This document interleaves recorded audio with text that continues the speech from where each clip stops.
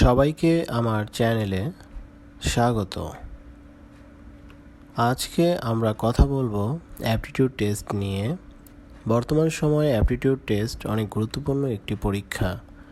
আমরা অনেকে জানি না অ্যাপটিটিউড টেস্ট কি, কোন কোন পরীক্ষায় অ্যাপটিটিউড টেস্ট নেওয়া হয়।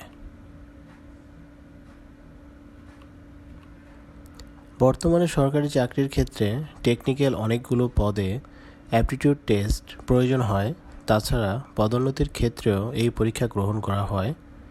পদগুলো হলো প্রোগ্রামার পদে পদোন্নতির ক্ষেত্রে সহকারী প্রোগ্রামার সহকারী মেইনটেন্যান্স ইঞ্জিনিয়ার পদে পদোন্নতি এবং সরাসরি নিয়োগের ক্ষেত্রে কম্পিউটার অপারেটর ও ডাটা এন্ট্রি অপারেটর পদে সরাসরি নিয়োগের ক্ষেত্রে এই পরীক্ষা গ্রহণ করা হয়।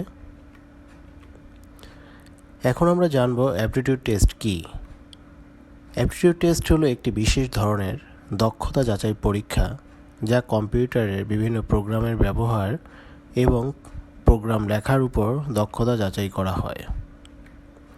অ্যাপটিটিউড টেস্ট কখন গ্রহণ করা হয়? সাধারণত নবম গ্রেডের সহকারী প্রোগ্রামার সহকারী মেইনটেন্যান্স ইঞ্জিনিয়ার পদে কোনো টাইপ টেস্ট নেওয়া হয় না। এখানে শুধু ভিন্ন কিছু প্রোগ্রামের উপরে কাজ করতে দেওয়া হয়, যেমন C++ অথবা কোনো ধরনের সূত্র তা পরিপূর্ণভাবে লেখা অথবা কোনো প্রোগ্রামকে তার সঠিক ব্যবহার তুলে ধরার জন্য বলা হয়। উদাহরণস্বরূপ নিম্নে একটি তথ্য উল্লেখ করা হলো। অ্যাপটিটিউড টেস্ট গ্রহণ পদ্ধতি। কম্পিউটার অপারেটর ডাটা এন্ট্রি অপারেটরদের ক্ষেত্রে অ্যাপটিটিউড টেস্ট সাধারণত টাইপ টেস্ট পরীক্ষা গ্রহণের পরই এটি নেওয়া হয়। টাইপের বিভিন্ন ফাংশনের ব্যবহার দেখাতে বলা হয়, যেমন MS ওয়ার্ডের ক্ষেত্রে টেবিল তৈরি, সঠিকভাবে ড্রাইভের ফোল্ডারে file save, page setup, page print, column বা রো তৈরি করা। এক্সেলের ক্ষেত্রে বেতন বিবরণী তৈরি করা, এক্সেল শিট যোগ বিয়োগ, পেজ কীভাবে প্রিন্ট দিতে হয় এবং বিলের হিসাব বিবরণী তৈরি করা, ফর্ম তৈরি করা ইত্যাদি।